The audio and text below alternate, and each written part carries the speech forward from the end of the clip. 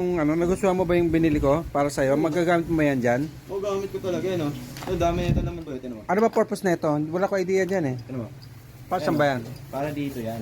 Ah, para pag pampasikip. nagkatono ka, hindi ka na mahirapan. Seryoso? Ito na. Iikot mo na siya ng pag gano'n. Okay. Ito. Ito.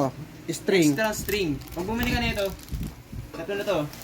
Ilan ba sa isang string na yan? 6, siyempre. Sa isang pakete, 6 na string. Lahat 6 na yan. Tapos So sa isang gitara na yan. so, gitara na to lahat.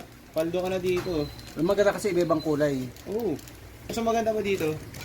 Nagkasama ng mga ganito. Mga pins para sa gitara. Pins, saan yung pins? Dito. Dyan, pamalit. LG eh. Kung Ito sakaling isa, mawalan. itong mahaba.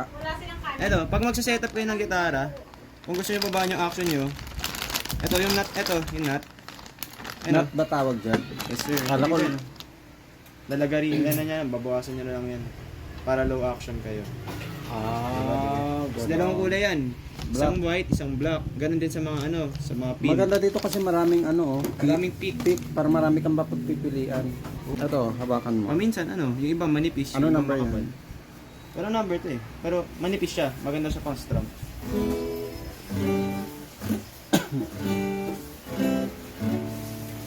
Ayun. Dabamba yun ah.